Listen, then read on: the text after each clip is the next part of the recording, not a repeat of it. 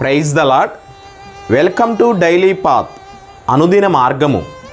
మీ అందరికీ యేసుక్రీస్తు నామం పేరిట హృదయపూర్వక వందనములు. ఈ ఉదయపు కాల సమయమున పరిశుద్ధమైన వాక్య భాగమును విందాము. లేవియ కాండము 16వ అధ్యాయము 2వ వచనము. అతడు మందసము మీది కరుణాపీఠం ఎదుటనున్న అడ్డతెర లోపలికి ఎల్లప్పుడూ రాకూడదని అతనితో చెప్పుము. ప్రియమైన వారలారా, భక్తుడు అయినటువంటి మోషేతో దేవాది దేవుడు పలికినటువంటి మాటలండివి. అహరోను యాజకుడిగా ఉన్నప్పుడు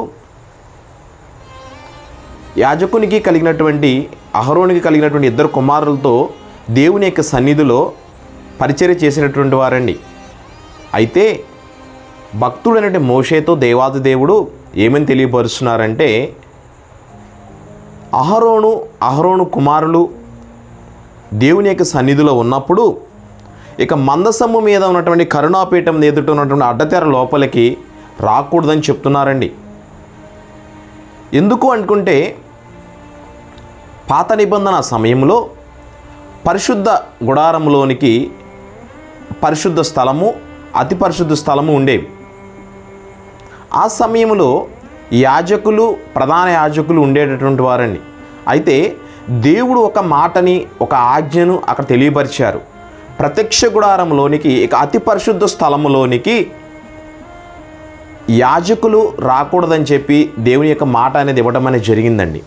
ప్రియమైన వారలారా, దేవాది దేవుడు ఒక ఆజ్ఞను మనకి ఇచ్చాడంటే, ఒక నియమమును మనకి ఇచ్చాడంటే మనం ఖచ్చితంగా ఆ యొక్క మాటను మనం అనుసరించాలండి. ఆ యొక్క మాటను మనం వినాలి, ఖచ్చితంగా పాటించాలి. ఎందుకంటే పాత నిబంధన కాలంలో దేవుని యొక్క మాటని ధిక్కరించి కొంతమంది యాజకులు అతి పరిశుద్ధ స్థలంలోకి వచ్చిన తర్వాత దేవుని యొక్క ఉగ్రత వలన వారు మరణించడం అనేది జరిగిందండి. అయితే యేసు ప్రభు వారు శిలువ మీద మరణించిన తర్వాత ఆ యొక్క తెర అనేది చిరిగిపోవడం అనేది జరిగిందండి. అప్పటి నుంచి యాజకులందరూ కూడా అతి పరిశుద్ధ స్థలంలోనికి ప్రవేశించవచ్చునండి. అయితే ఇక వాక్యం బట్టి మనం ఏం తెలుసుకోవాల్సింది ఏంటంటే, ప్రతి ఒక్కరము కూడా దేవుని యొక్క మాటలు మనం వినాలి, ఆయన చెప్పిన మాటలు మనం వినాలి, వాటికి లోబడి ఉండాలి.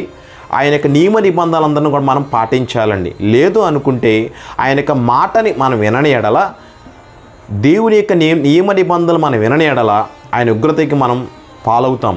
కాబట్టి ఉదయకాల సమయం మనం అందరం కూడా ఆయన యొక్క మాటని విని, దేవునికి ఆజ్ఞలకు లోబడి, దేవుని విధేయత కలిగి, దేవుని భయభక్తులు కలిగి, దేవుని ద్వారా దీవించబడాలని చెప్పి నేను తెలియపరుస్తున్నాను. ఈ యొక్క వాక్యమును దేవుడు దీవించి ఆశీర్వదించునుగాక. ఆమెన్. Praise the lord.